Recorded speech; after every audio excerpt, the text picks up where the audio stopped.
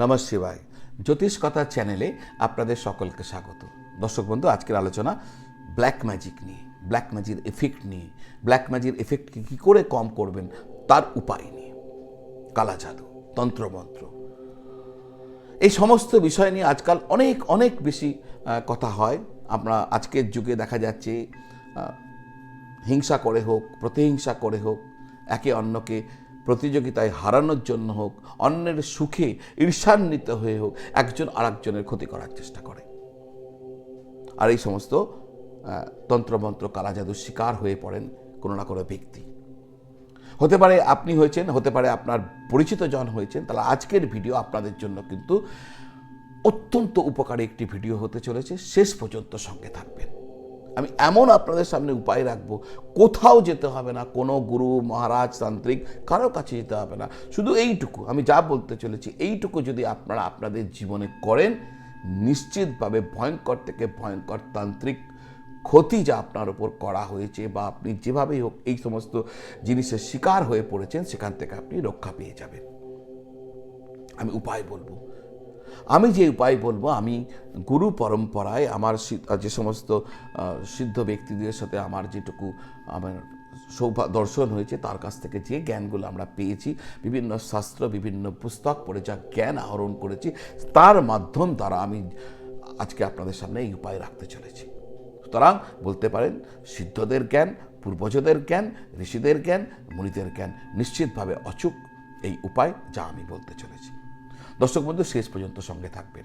আর হ্যাঁ, যারা আপনাদের কুণ্ডলী আমাকে দেখাতে চাইছেন, জ্যোতিষীয় প্রতিকার প্রতিবিধান নিয়ে আলোচনা করতে চাইছেন, কি করবেন কি করবেন না তার জ্যোতিষীয় পরামর্শ চাইছেন, সমস্ত কিছু জানার জন্য আপনারা আমার সাথে সরাসরি দেখা করতে পারেন, অথবা অনলাইন পদ্ধতির মাধ্যমে অর্থাৎ ভিডিও কল বা টেলিফোন কলের মাধ্যম দ্বারা আমার সাথে যোগাযোগ করে নিতে পারেন। দুটো ক্ষেত্রেই কি তার পদ্ধতি হবে জানার জন্য যে নাম্বারটা দেওয়া রয়েছে 9830564500, ওই নাম্বারে ফোন করে বা হোয়াটসঅ্যাপ করে আপনি আপনার আগ্রহ প্রকাশ করলে আমার অফিস থেকে আপনাদের সঙ্গে যোগাযোগ করে নেবে এবং যা বলবে সেটাকে যদি আপনি একটু সেই প্রসেসটাকে ফলো করেন, তাহলে আমি আপনার সাথে কানেক্টেড হয়ে যাব। আসা যাক আজকের আলোচনায়। এই যে সমস্যা না কালা জাদু, এই সমস্যার সেরা উপায় হচ্ছে কালাষ্টমী ব্রত, অর্থাৎ কাল ভৈরবের বিশেষ পূজা। বর্তমানে বটুক ভৈরব এবং কাল ভৈরব রূপের পূজা প্রচলিত থাকলেও তন্ত্র সাধনায় ভৈরবের 8টি রূপের কথা বলা হয়েছে। এই রূপগুলি হল ভীষণ ভৈরব, চন্দ্র ভৈরব, ক্রোধ ভৈরব, রুদ্র ভৈরব, অসিতঙ্গ ভৈরব, সংহার ভৈরব, কাপালি ভৈরব, উন্মত্ত ভৈরব। এই হলো 8টি ভৈরব। কাশীতে ভৈরব রয়েছেন, আপনারা সবাই জানেন। ভগবান বিশ্বনাথের কোতোয়াল হচ্ছেন কাল ভৈরব।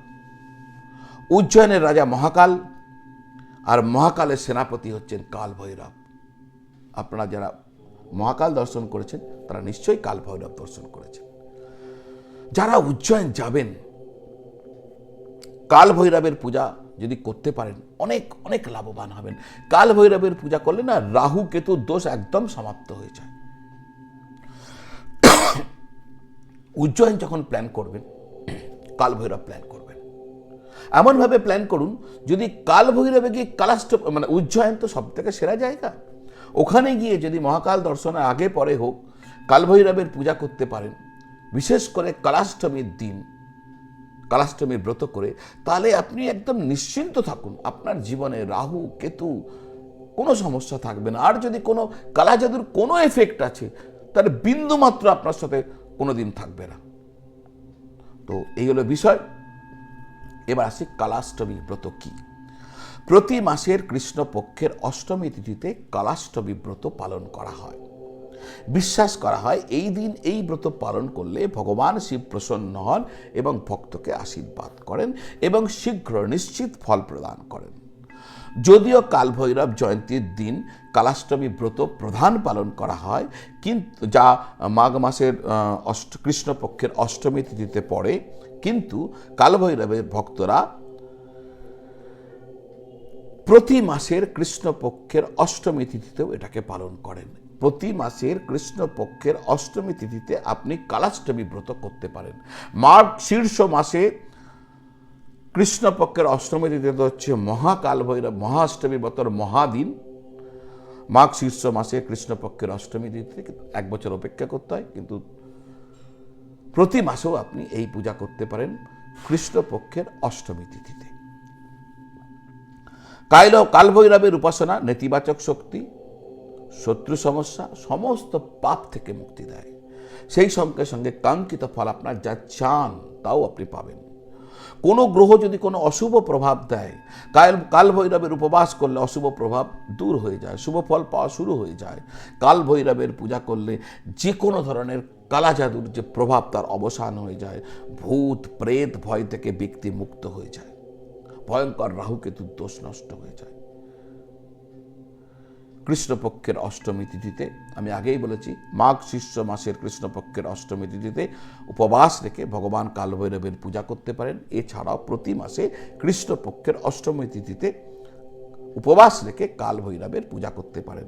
যে কোনো কালভৈরব মন্দিরে গিয়ে আকন্দ ফুলের মালা ভৈরবকে নিবেদন করার পর খিচুড়ি গুড়ের ভোগ নিবেদন করবেন, ভগবানকে আরতি করবেন, সম্ভব হলে সর্ষের তেল, কালো তিল, ধূপ, মদ দান করবেন এবং ভগবানকে আরতি করার পর আপনার মনের ইচ্ছা অবশ্যই বলবেন। যারা কালা জাদু বা ব্ল্যাক ম্যাজিক যা দিয়ে শুরু করেছিলাম, এই ধরনের অপপ্রয়োগের শিকার হয়েছেন, আক্রান্ত হয়েছেন, তারা একটা কাজ করবেন, এই দিনে উপবাস থেকে পুজো করছেন তো আর একটা কাজ করুন। যারা শিকার হয়েছেন, অন্যরা নয়, যারা ভয়ঙ্কর পীড়িত হয়েছেন তারা একটা দাগহীন পাতি লেবু নিন, মন্দিরের বিগ্রহের সামনে বসে ওই পাতি লেবুটাকে হাতে নিয়ে একটা চাপড় মেরে থেঁতলে দিন, আর ওই থেঁতলানো লেবুর ওপর একটি কর্পূর রাখুন, আর ওই কর্পূর আপনার ডান হাতে তালুর ওপর রেখে ওই কর্পূর দিয়ে আপনি আরতি করুন ভগবান ভৈরবের। দেখবেন কালা জাদুর যে সমস্যা আপনার জীবনে ঘটেছিল নিমেষে ভ্যানিশ হয়ে গেছে। আজ এই পর্যন্ত। আমার বিনম্র নিবেদন, যদি চ্যানেলটি এখনও সাবস্ক্রাইব করেননি তাহলে চ্যানেলটি সাবস্ক্রাইব করে বেল আইকন প্রেস করে দেবেন। আপনারা সকলে খুব ভালো থাকুন আর সকলকে খুব ভালো রাখুন। নমঃ শিবায়।